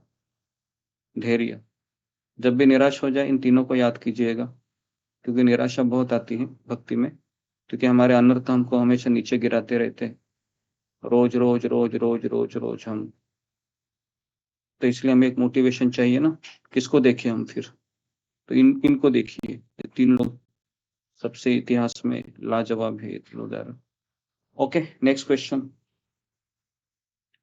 कौन से 4 लोग भगवान की पूजते हैं? कौन से 4 लोग भगवान के पास आते हैं या भगवान की पूजा करते हैं? जी बताइए, फिंगर को रेज कीजिए। जी रीना सिंह। हरे कृष्णा राम गुरुदेव सही गुरुदेव पहला है आर, दुखी व्यक्ति है, दूसरा अर्थार्थी, जिसको धन की इच्छा रखने वाला व्यक्ति, तीसरा जिज्ञासु, जो भगवान की जिज्ञासा को उनके बारे में जानने की जिज्ञासा करता है, चौथा है ज्ञानी, जो भक्ति चाहता है, जो ज्ञान प्राप्त करना चाहता है। हरे कृष्ण जी, तो ये 4 लोग हैं कृष्ण के पास। पहला है आर्त दुखी व्यक्ति, जो बेचारा रोता रहता है, मेरा कोई नहीं, मेरा कोई नहीं, मेरा कोई नहीं सहारा है, मैं अकेला हूँ, मैं अकेला हूँ, मैं अकेला हूँ, दुखी है, कुछ नहीं है। कृष्ण के पास जाते हैं। तो दूसरा है अर्थार्थी, पैसा चाहिए, है ना, पैसा चाहिए तो लक्ष्मी चाहिए, तो लक्ष्मी किसके पास रहती है? नारायण के पास, चलो भैया नारायण की पूजा करें, अर्थार्थी। तीसरा है जिज्ञासु, जिज्ञासु मतलब मैं कौन हूँ, कहाँ से आया हूँ, क्या मेरा इतिहास है ना। तो इस तरह से वो खोजते रहता है, क्यों मुझे दुख मिल रहे हैं, मुझे सुखी बनना है, कहाँ जाऊं मैं, किससे मिलूं, कहाँ से ज्ञान लूं, जिज्ञासा है। चौथा है ज्ञानी, ज्ञानी मतलब जिसको पता है कि मैं शरीर नहीं, मैं आत्मा हूं, लेकिन उसको ये पता नहीं है मैं शरीर नहीं हूं, मैं आत्मा हूं, लेकिन आगे मुझे क्या करना है, तो ये ज्ञानी व्यक्ति। तो भगवान कहते हैं 4 प्रकार के लोग मेरे पास आते हैं। इसमें से कलयुग में मैक्सिमम कैटेगरी कौन सी है, कौन बताएगा चारों में से? जी, चारों में से कौन से परसेंटेज लोग ज्यादा आते हैं? जी, तो वो आते हैं दुखी लोग, दुखी लोग ज्यादा आते हैं। हम में से कितने लोग भक्ति में दुखी है इसके लिए जुड़े? फिंगर को रेस कीजिए कि दुखी है बहुत, माया देवी के फटके खा कर अभी थक गए हैं, तो सोचे कि चलो भाई कृष्ण के पास आ जाते हैं, है ना। बहुत टॉर्चर किया है इस प्रकृति ने मुझे, और इस तरीके से दुखी बेहाल होकर हम कृष्ण के द्वार को खटखटाते हैं, कृष्ण कृष्ण कृष्ण कहाँ हो आप, हम आ गए आपके द्वार, हमें अपना लीजिए। तो बराबर है, ऐसा ही कुछ होता है हमारा। इसके लिए हम भक्ति में आते हैं। ठीक है, मैं आप हम सब लोग इसी कैटेगरी में है। सोचते हैं कि भैया मेरा कोई नहीं है ना, वो एक भजन भी है ना कि मेरा कोई ना सहारा भी न तेरे, मेरा कोई सहारा नहीं है आपके सिवा, इस तरीके से। ठीक है जी, नेक्स्ट क्वेश्चन। शुभ चावला प्रभु। जी गुरु जी, जी, भगवान के अवतारों का प्रकार लिखिए। भगवान के अवतारों का कोई भगवान के 5 अवतार लिखिए। कोई भगवान के 5 अवतार। जी बताइए बताइए बताइए, भगवान के 5 अवतार। जी सुजाता महापात्रा। भगवान के जो अवतार है, नरसिंह अवतार, शुक्र अवतार, वराह अवतार, परशुराम, राम, परशुराम। ओके, तो ये बहुत ही आसान था, क्वेश्चन था जो हमने दिया था। मुझे लगता है कि सबको एक क्वेश्चन आना चाहिए था, तो इसमें आप भगवान के किसी भी अवतार को लिख सकते थे 5। ठीक है, उसमें लीला अवतार या जो भी अवतार है आपको याद आ रहे हैं, आप सबने लिखे होंगे। ठीक है जी, नेक्स्ट। भगवान के अवतार का प्रकार लिखिए। भगवान के अवतारों का प्रकार लिखिए, कैटेगरी लिखिए। जी बताइए जी, नामो निकाल। हरे कृष्ण गुरु जी, दंडवत प्रणाम। गुरु जी, पुरुष अवतार, गुण अवतार, लीला अवतार, सप्ताविश अवतार, मनवंतर अवतार और लास्ट में युग अवतार। ओके, तो ये 6 अवतारों की कैटेगरी है ना, तो आप सबने लिखी होंगी। 6 में से 5 भी लिखा है, 1 मार्क दीजिए। 6 लिखा है तो 2 मार्क। ठीक है जी, नेक्स्ट क्वेश्चन। भगवान शब्द की व्याख्या कीजिए। भगवान शब्द की व्याख्या कीजिए। भगवान किसे कहते हैं? जी बताइए, कई बार इन्होंने इस क्वेश्चन को दोहराया है। जी बताइए। ओके, रेखा पायल। हरे कृष्ण गुरु जी, दंडवत प्रणाम। गुरु जी, मैंने ये लिखा नहीं है, ये नहीं लिखा लिखा नहीं है, क्यों नहीं लिखा है? बाकी देखो, बाकी सब लिखे थे, आपने पूछा ही नहीं। हाँ तो मुझे पता था ना तुमने कौन सा नहीं लिखा, इसके लिए वही मैंने पूछा। तो बताइए, शिनू मिश्रा बोलो। हरे कृष्ण गुरु जी, दंडवत प्रणाम। भगवान शब्द की व्याख्या। भगवान वो है जो 6 गुणों से पूर्ण होते हैं। पहला गुण है भगवान का ऐश्वर्य। भगवान का पहला गुण है ऐश्वर्य। सेकंड सुंदर। तीसरा है वो बलशाली है। चौथा है कि वो बहुत बैरागी है। 5वां है कि वो बहुत बड़े ज्ञानी है। छठा है कि श्री छठा पता नहीं। पता नहीं है जी। ओके, 6 के 6 चीजें मुझे कौन अच्छे से बताएगा? जी प्रीति अग्रवाल। हरे कृष्णा गुरु जी, दंडवत प्रणाम। क्योंकि वो 6 ऐश्वर्य हैं, सबसे अत्यधिक धन है उनके पास। सेकंड सौंदर्य है। तीसरा वो यशवान है। चौथा शक्तिमान है। 5वां ज्ञानवान और छठा वैराग्यवान। वैराग्य। ओके, तो ये 6 ऐश्वर्य हैं। तो भग मतलब ऐश्वर्य, ऐसा लिखना चाहिए, और वान मतलब जो इसको धारण करता है। तो भग मतलब 6 ऐश्वर्य कौन सी है? तो नंबर 1 है वह सुंदर है, सबसे सुंदर है। कंदर्प कोटि कमनीय विशेष शोभम गोविंदम आदि पुरुषम तमम भजामि। तो भगवान इतने सुंदर है कि करोड़ों कामदेव है उनके सामने फीके पड़ जाएंगे। जब स्वयं कामदेव आया था कृष्ण को मोहित करने के लिए वृंदावन में टेर कदम में, तो कृष्ण की सुंदरता को देखकर वो स्वयं मूर्छित हो गया। तो इसके लिए भगवान का एक नाम क्या है? मदन मोहन, है ना। ये हो गया पहला, सुंदर। इतने सुंदर है भगवान, शायद मैं और आप उनको सामने देखेंगे तो हमारी पलकें हैं वो कभी झपकी नहीं खाएंगे, बस भगवान को देखते रहेंगे। जी दूसरा, यशवान। भगवान का यश है ना, अभी भी फैल रहा है। जन्माष्टमी आ रही है, 5000 साल हो गए, हर जन्माष्टमी हम धूमधाम से मनाते हैं, है ना। भगवान का यश अभी भी है। तीसरा है भगवान शक्तिमान है। कैसे पता चलेगा? एक उंगली से भगवान ने गोवर्धन उठाया था, या 3 दिन की उम्र में भगवान ने पूतना को मारा था। शक्तिमान है। चौथा है भगवान है वह धनवान है। धनवान मतलब सारी सृष्टि उन्हीं की है। अहम सर्वस्य प्रभो मत्त सर्व प्रवर्तते इति मत्वा भजन्ति मां बुधा भाव समन्विता। भगवान कहते मैं भौतिक और आध्यात्मिक दोनों सृष्टि का मालिक हूँ। 4 हो गए। और 5वां क्या है? 5वां है कि भगवान ज्ञानवान है, नॉलेज। भगवत गीता भगवान ने 5000 साल पहले कही, लेकिन आज भी हम गीता को पढ़ रहे, सुन रहे, समझ रहे। और छठा है वैराग्य। इतना सब होने के बाद भी भगवान वैराग्य है ना। जैसे कौन सा उदाहरण आ रहा है वैराग्य का? बेस्ट पत्नी है, बेस्ट माँ, बेस्ट पिता, बेस्ट मित्र, सबको बेस्ट छोड़कर भगवान कहाँ चले जाते हैं? मथुरा जाते हैं, है ना जी। वैराग्य, ठीक है जी। कितने लोगों ने लिखा है? फिंगर को रेज कीजिए। 6 ऐश्वर्य। ये आना ही चाहिए, कंपलसरी है। ये नहीं आ रहा है तो फिर कैसे आप कृष्ण का डेफिनेशन है ये 6 ऐश्वर्य। ओके, तो ये 12 है जी। लिखा रेखा पायल?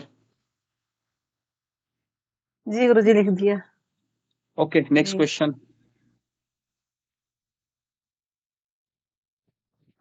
नेक्स्ट क्वेश्चन है, भगवत गीता के 5 विषय लिखे।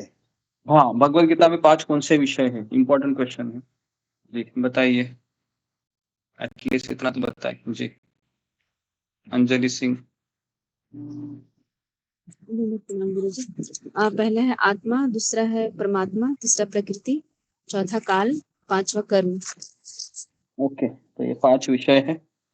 तो सबने लिखा होगा, इसकी आशा करता हूं मैं। कितने लोगों ने सही लिखा है? फिंगर को रेज कीजिए।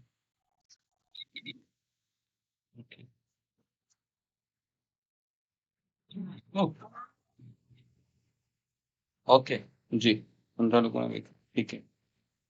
Next question. परम सत्य के 3 स्तर लिखे। लिखिए, इंपॉर्टेंट क्वेश्चन था, 10 बार रिपीट किया है। बताइए 3 स्तर कौन से परम सत्य के? जी ओके, नमिता साहा माता जी। हरे कृष्ण गुरुजी ब्रह्म परमात्मा भगवान।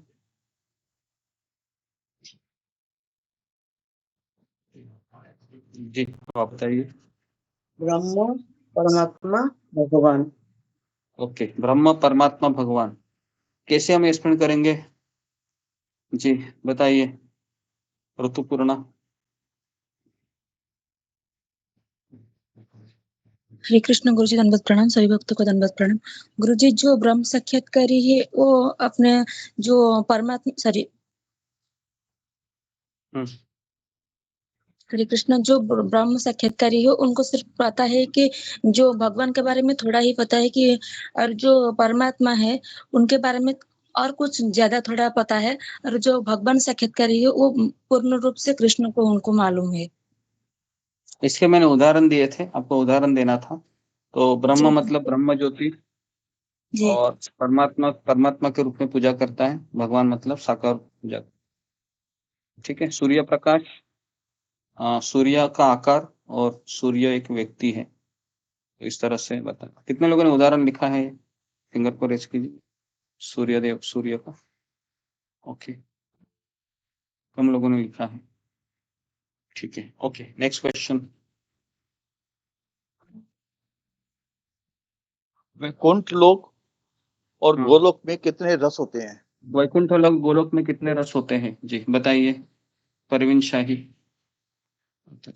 हरे कृष्णा गुरुजी, दंडवत प्रणाम। 7 रस होते हैं।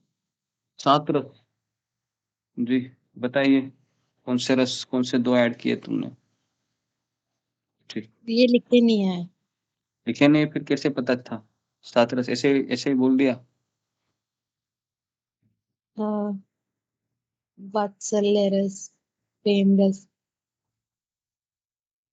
प्रेम रस, ये कोई रस नहीं है। ओके नेक्स्ट जी सुमिता सिन्हा।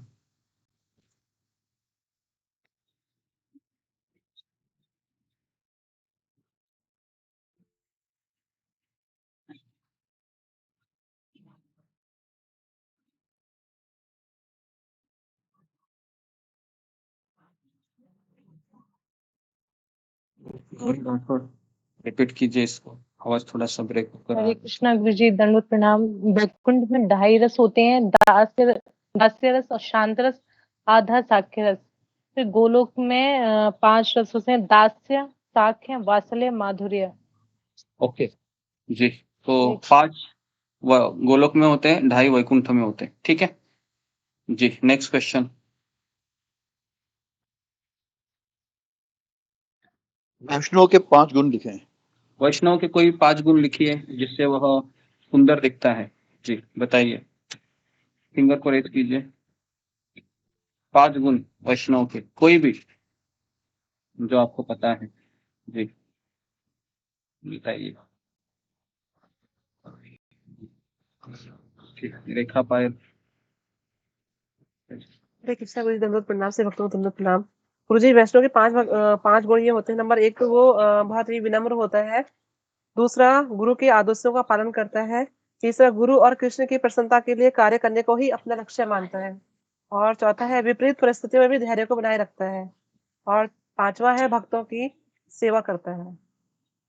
ठीक है जी, ठीक है, ये 5। और इसके अलावा किसी ने लिखे हैं जी, मीना कुमारी। हरे कृष्णा गुरुदेव, दंडवत प्रणाम। हरे कृष्णा सही भक्तों को दंडवत प्रणाम। तो गुरुदेव, मैंने लिखा था कि वैष्णव जो है प्रामाणिक होता है, गंभीर होता है और बिना किसी मतलब इच्छा के जो है वो गुरु और कृष्ण की सेवा करता है। और बाकी माता जी ने बताया, क्षमा करिएगा। ओके, तो इसमें गुण है सहनशीलता, कृतज्ञता, ये 2 गुण एक्स्ट्रा एडिशनल होने चाहिए। तीसरा है उसको क्या बोल सकते हैं, दंभ नहीं होता है उसमें, दाम्भिकता नहीं होती, और उसमें विनम्रता है, वो आपने कहा था। और इसके पश्चात विपरीत परिस्थितियों में भी अपने मन को स्थिर बनाए रखता है।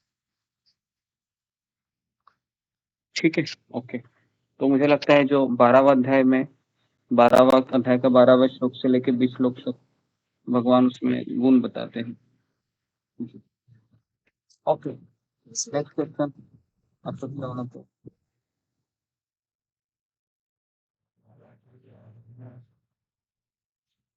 अशोक चावला प्रभु, कहाँ गए आप? बोल रहा हूँ गुरु जी, महातत्व के 24 तत्व लिखे। जी, महतत्व के 24 तत्व लिखिए, बताइए रूबी कुमारी। जी हरे कृष्ण गुरु जी, दंडवत प्रणाम से भक्तों को दंडवत। गुरु जी, 5 कर्म इंद्रिया, 5 इंद्रिय विषय, 5 ज्ञान इंद्रिया, फिर उसके बाद 5 मन बुद्धि सूक्ष्म शरीर, मन बुद्धि अहंकार, फिर 5 स्थूल शरीर, उसमें आकाश, हवा, अग्नि, जल, पृथ्वी, और उसके बाद प्रकृति के 3 गुण हो गए गुरु जी। हो गए, ठीक है। तो सबने लिखा है ये 5 पंचमहाभूत, पृथ्वी, अग्नि, जल, वायु, आकाश, 5 कर्मेंद्रिय, 5 ज्ञानेंद्रिय, 15 हो गए, 5 इंद्रिय विषय 20 हो गए, मन बुद्धि अहंकार 23, 3 गुण 24। ठीक है जी, कितने हो गए क्वेश्चन अशोक चावला प्रभु? 14 हो गए गुरु जी। 14 हो गए जी जी, फटाफट फटाफट करते हैं, 10 मिनट में हृदय के 4 विभाग लिखे हैं और ड्रा करें। जी, हृदय के 4 विभाग कीजिए, ड्रॉ कीजिए। कैसे ड्रॉ करेंगे आप जी, बताइए जी, फिंगर को रेज कीजिए। रंजना माता जी। हरे कृष्ण प्रभु जी, प्रभु जी जैसे हार्ट बना के मैंने हार्ट बनाया था, जैसे ऐसे बनाया था, ये हार्ट बनाया था, और इसमें जैसे मन बुद्धि अहंकार चित्त लिखा था। तो हार्ट के 4 विभाग होते हैं, मन बुद्धि अहंकार। अच्छा चावला प्रभु जी गुरु जी, प्रेम किसे कहते हैं? प्रेम उदाहरण किसे देके कहते हैं? ओके, प्रेम किसे कहते हैं बताइए। ठीक, माइक को बंद कीजिए। रंजना माता जी। जी जी, अशोक चावला प्रभु, आप बताइए क्या लिखा आपने? मैंने कल पेपर नहीं दिया गुरु जी, ड्राइविंग कर रहा था। अच्छा, आपने लिखा नहीं। जी, नेक्स्ट मनमोहन यादव।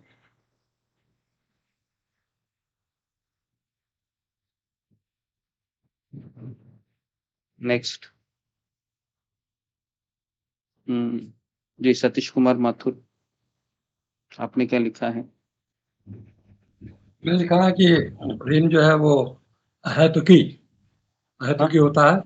सेवा करने से प्रेम प्राप्त होता है और भक्तों को गुरुओं की इच्छाओं को पूर्ण करना, ओके जी, आज्ञा का पालन करना गुरु। ठीक है। तो प्रेम का अर्थ है कि कृष्णेन्द्रिय प्रीतिवांछा धरे प्रेमना। ओके, आत्मेंद्रिय प्रीतिवांछा है ना, धरे उसको, अगर मैं अपनी इच्छाओं को संतुष्ट करता हूँ तो उसको काम कहते हैं, और कृष्ण के इंद्रियों को संतुष्ट करने को प्रेम कहते हैं। या कृष्ण और गुरु की प्रसन्नता के लिए जीना है, उसको प्रेम करते हो। अहेतुकी बिना कारण होना चाहिए, ये उसमें एक पॉइंट होना चाहिए। अहेतुकी और अखंडित, ये दो शब्द होने चाहिए, अखंड और अहेतुकी। ये कितने लोगों ने दो चीजें लिखी है, अखंडित और अहेतुकी? फिंगर पर एच कीजिए, ये दो शब्द, बिना कारण और अखंड। अखंड का अर्थ क्या है? कभी खत्म नहीं होगा। आप मुझे रात को बोलिए जब करने को, मैं करूंगा। आप मुझे बोलिए सुबह 4 बजे उठना है, उठूंगा। आप बोलोगे रात को 10 बजे मुझे कुछ सेवा देना है, करूंगा। अखंड। जी जी, नेक्स्ट क्वेश्चन। हरे कृष्ण महामंत्र का अर्थ लिखें। हरे कृष्ण महामंत्र का अर्थ लिखिए जी, बताइए जी। सुचेता हडम्बर, बताओ।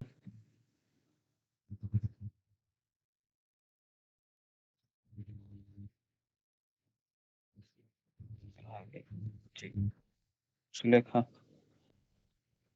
हरे कृष्ण गुरुजी, दंडवत।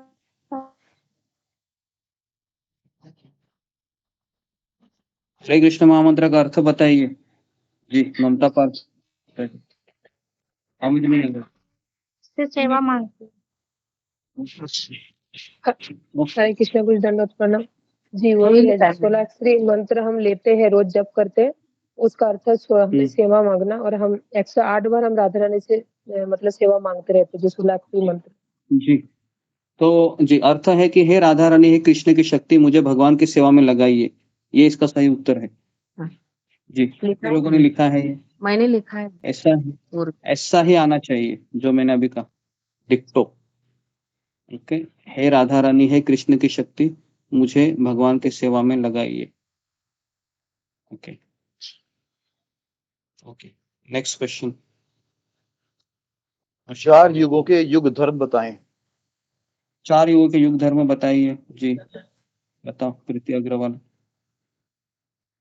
गुरुजी, सतयुग में तपस्या करना, त्रेता युग में यज्ञ करना, द्वापर युग विग्रह पूजा, कलयुग में हरे कृष्ण महामंत्र का जप और कीर्तन। ओके, तो सत्य युग में तपस्या नहीं था, ध्यान करना था। ओके, ध्यान करना था। और कलयुग में हरिनाम संकीर्तन, बेसिकली जो कहा है। ठीक है, तो ये 4 है जी। नेक्स्ट क्वेश्चन, अशोक चावला को। ना चाहते हुए हम पाप क्यों करते हैं। न चाहते हम पाप क्यों करते हैं? कौन सी ऐसी शक्ति है जो मुझे भीतर से प्रेरित करती है?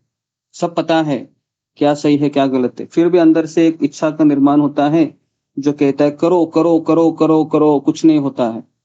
क्या है वो, बताइए। सात्विक वर्मा। हरे कृष्णा गुरुजी, दंडवत प्रणाम।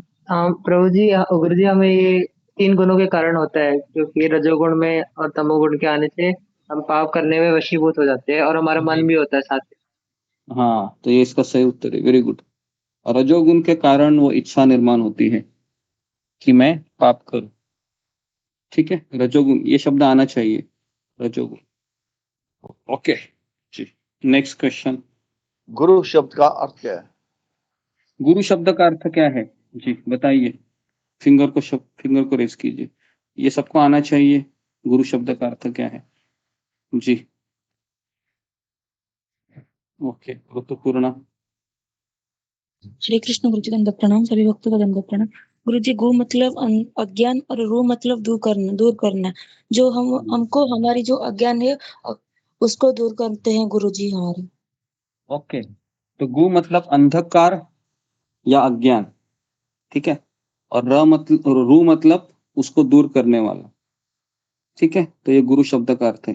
कितने लोगों ने सही लिखा है? फिंगर को रेज कीजिए। ओके जी, तो ये बहुत सिंपल था। ओके जी, नेक्स्ट क्वेश्चन। जीवन का अंतिम सत्य क्या है? जीवन का अंतिम सत्य क्या है, बताइए। हम जी रहे हैं, क्या अंतिम सत्य है? हम सब उसको भूलते हैं रोजाना जिंदगी में। क्या है जीवन का अंतिम सत्य जो मुझे रोज याद करना चाहिए जी? रीति दबास। हरे कृष्णा गुरु जी दंडवत प्रणाम। हरे कृष्ण सभी भक्तों को दंडवत प्रणाम। गुरु जी मृत्यु जीवन का अंतिम सत्य। Okay, very good. तो ये इसका उत्तर है, अंतिम सत्य है मृत्यु, जिसको मैं रोज भूल जाता हूँ। मुझे रोज गीता याद दिलाती है, मुझे एक दिन मरना है, एक दिन जाना है जी। Next question. गुरु के पास क्यों जाना चाहिए? गुरु के पास क्यों जाना चाहिए, बताइए। क्या कारण है गुरु के पास जाने के लिए जी? ओके, रेखा पायल। हरे कृष्णा गुरु जी दंडवत प्रणाम, से भक्तों को दंडवत प्रणाम। गुरु जी, जीवन के क्लेशों को सुलझाने तथा जीवन को समझने के लिए गुरु के पास जाना चाहिए। हरे कृष्ण। ओके, तो जीवन में जो भौतिक समस्याएं आती है, जन्म मृत्यु जरा व्याधि, इनसे मुक्त होने के लिए गुरु के पास जाना चाहिए, ठीक है। क्वेश्चन में गुरु के पास जाना गुरु जी, क्वेश्चन पे कैसे जाना चाहिए? क्वेश्चन अलग है क्या क्वेश्चन। क्या क्वेश्चन है? कैसे जाना चाहिए? गुरु के पास कैसे जाना चाहिए? ओके, कैसे जाना चाहिए जी जी। ओके, कैसे जाना चाहिए बताइए, कैसे जाना चाहिए जी? सुष्मी नेगी, मुंह खोलो। हरे कृष्णा गुरु जी दंडवत प्रणाम। गुरु जी के पास हमें विनम्र और भाव से जाना चाहिए। हाँ, ओके, विनम्रता होनी चाहिए, सेवा भाव होना चाहिए, और तीसरा चीज जिज्ञासा होनी चाहिए। 3 चीजें होनी चाहिए, 3 चीजों के साथ जाना चाहिए, ठीक है जी। Next question. हमें सेवा क्यों करनी चाहिए? हमें सेवा क्यों करनी चाहिए? मैं सेवा नहीं करूंगा तो नहीं चलेगा, केवल जप करता रहूंगा बस। सेवा क्यों करनी चाहिए जी, बताइए जी। एकता सोमानी।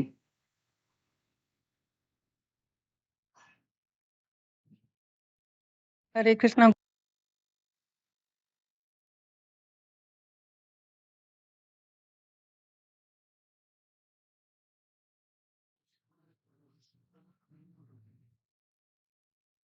सेवा क्यों करनी चाहिए? हाँ, बताइए। रश्मि मनोहर जी।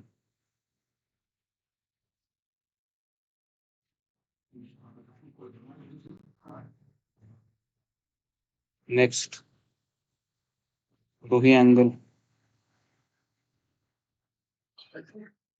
हरे कृष्णा गुरु जी दंडवत प्रणाम। आपको करना सर भक्तों के चरण में दंडवत प्रणाम। गुरु जी, आप ही ने बताया था कि सेवा करने से हमारी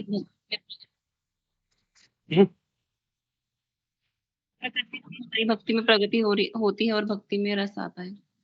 ओके, सेवा करने से हमारे भक्ति में भावना का उदय होता है, जिससे हम भक्ति में प्रगति करते हैं और जिससे हम कृष्ण से प्रेम करने की कला सीखते हैं, ठीक है। ये 2 चीजें हैं, हम लिखनी चाहिए जी। कितने को लिखा है? इसके अलावा किसी का उत्तर है जी? तितली मिश्रा। हरे कृष्णा गुरु जी जन्नत प्रणाम। मैं सुबह के क्लास से मैंने सुना था, आप बोल रहे थे कि सेवा करने से हमें कृष्ण से प्रेम होता है, क्योंकि सिर्फ हम सुनेंगे और आज्ञा का पालन नहीं करेंगे तो फिर वो प्रेम नहीं जागृत होती, और प्रेम कृष्ण से जागृत होगा प्रेम तभी होता है, हमारी भक्ति हमारी प्रेम बढ़ेगी। जागृत होगा। प्रेम जागृत। जी, तो हुआ है जागरूक आप में, प्रेम जागृत हुआ है। हाँ, सेवा करूँ तब तो मैंने अभी सेवा ही ठीक नहीं है, की है। सेवा ही नहीं की, इसके लिए प्रेम ही नहीं अभी जागृत हुआ। करना चाहिए सेवा, जी जी। नहीं सोच रहे हैं करो या ना करो। करना चाहिए। ठीक है, ओके, नेक्स्ट क्वेश्चन। खाली समय में मन कहाँ भागता है? खाली समय में मेरा मन कहाँ भागता है, बताइए। अभी आप ही इसका उत्तर दीजिए। खाली समय में मेरा मन कहाँ भागता है? जी, अंजलि साहू। हरे कृष्ण गुरु जी। खाली समय में मन इंद्रिय तृप्ति करने के लिए भागता है। इंद्रिय तृप्ति करने के लिए भागता है, उदाहरण के लिए मोबाइल, फेसबुक, सोशल मीडिया, और थोड़ा सा कुछ खा लेते हैं बनाकर किचन में, या फिर फ्रिज खोलते हैं, कुछ दिखता है क्या, इस तरीके से। ठीक है जी। क्या यही सबका उत्तर यही है जो मैंने अभी कहा? कितने लोगों ने ऐसा उत्तर लिखा है? खाली टाइम में मेरा मन जी भागता है।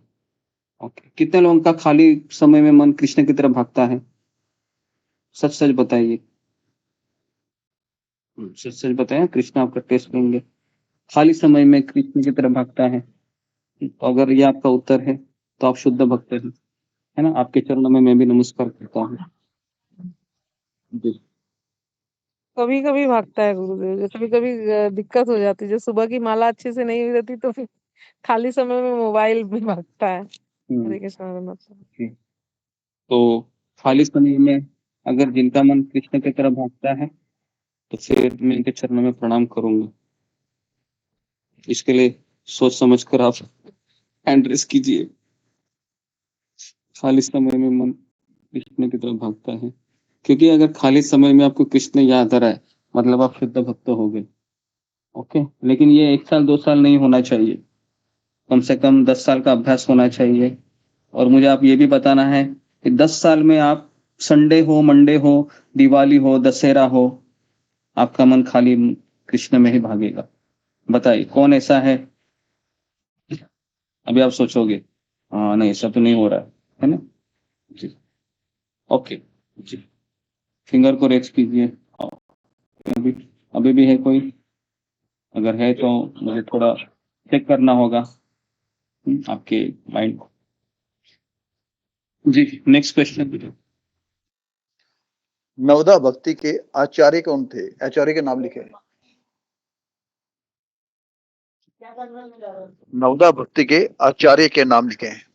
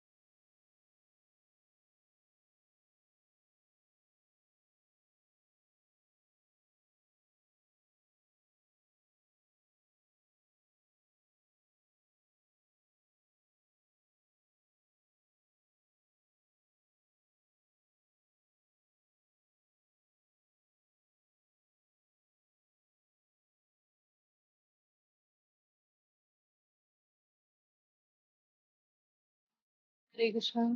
तब तक मुझे कोई ये बताइए, भगवद गीता के 5 विषय बता दीजिए।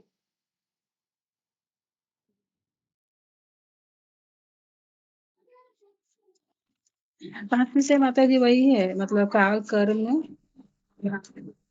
और ये जीवात्मा, भगवान। प्रकृति धन्यवाद माता प्रकृति जी। ग्रह।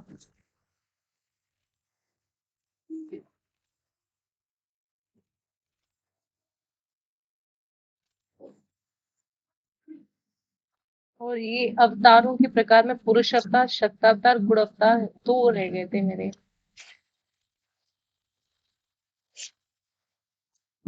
माता जी योग अवतार, पुरुषावतार, गुणावतार, लीलावतार, शक्त्यावेश, मनवंतर अवतार और युगावतार। 6 अवतार, 6 अवतारों के प्रकार है। गीता की 5 विषय 2 लिखा है, आत्मा, काल और क्या?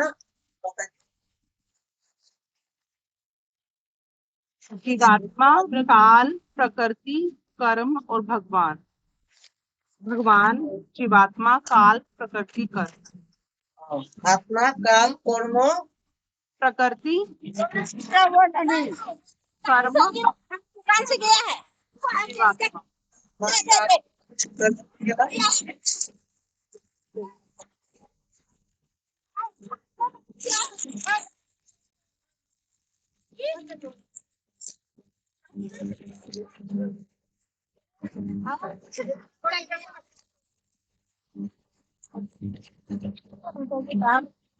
जीवात्मा से भगवान।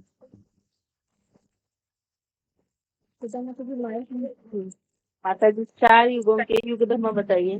भगवद गीता का 5 विषय ये था माता जी, प्रकृति, जीवात्मा तथा भगवान। आज नहीं आ रही। माता जी 5 विषय मतलब ये है, जीवात्मा, यशोदा माता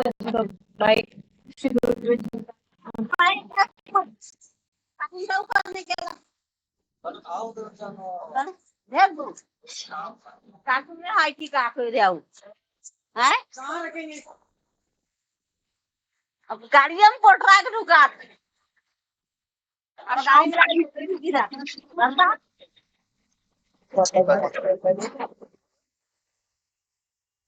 हरे कृष्ण माता जी, हरे कृष्ण मोहम्मद हे राधा।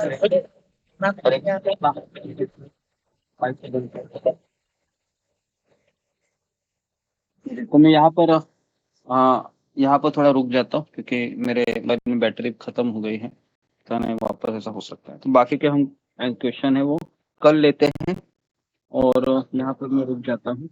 एक ही क्वेश्चन है कॉलिंग की क्वेश्चन है, एक ही क्वेश्चन है जी। लास्ट है गुरु। नवदा भक्ति के आचार्य के नाम बताएं। ओके, नवदा भक्ति के आचार्यों के नाम, पहला है श्रवणम के हैं परीक्षित महाराज, कीर्तनम के हैं सुखदेव गोस्वामी, स्मरणम के हैं प्रहलाद महाराज, वंदनम के हैं अक्रूर जी, साख्य अर्जुन का उदाहरण है, उस अर्चनम के हैं पृथु महाराज, फिर दास्य के हैं हनुमान जी, और आत्मनिवेदनम के हैं बलि महाराज। और कोई रह गया? पाद सेवनम के हैं लक्ष्मी जी। ठीक है, तो ये अगर लिखा है तो 2 मार दीजिए। ओके, तो सब हो गया है, तो सब लोग अपने अपने मार्क से वह भेज दीजिए ग्रुप में, अपनी प्रशिक्षण ग्रुप में। हाँ, सिंसियरली चेक कीजिए, है ना। हम जब अपना पेपर चेक करते हैं तो बहुत दिलदार होते हैं तो दिलदार मत हो जाइए, ठीक है। ओके गुरु जी, प्रश्न का उत्तर मुझे पूछना था। हम ना चाहते हुए भी कि पाप क्यों करते, मतलब आपने बताया था कि हमारे पिछले जन्म के जो संस्कार है उसके कारण हमारा जो स्वभाव बनता है, तो वो होगा नहीं क्या? नहीं, वो नहीं, रजोगुण लिखना है, रजोगुण आना चाहिए। अच्छा जी, ओके, तो यहाँ पर मैं रुकता हूँ। आप सब लोग अपने क्वेश्चन है वह कैलकुलेट कीजिए आंसर, और कल आप बताइएगा क्योंकि बहुत ज्यादा समय हो गया है ना, तो कल मैं सबको पूछता हूँ, आप लोग अपना अपना आंसर बताइएगा, है ना। थोड़ा सा आपको भी खुशी होगी कि मुझे इतने मार्क्स मिले हैं, 50 लोग सुन रहे हैं, वाह वाह वाह वाह वाह वाह, थोड़ा सा हृदय में है ना तितलियां दौड़ने लगेंगी आपके, अगर अच्छे मार्क्स मिले हैं तो। ओके जी, तो यहाँ पर मैं रुकता हूँ। आप सबका बहुत बहुत धन्यवाद। और सब लोग कॉलिंग हरे कृष्ण।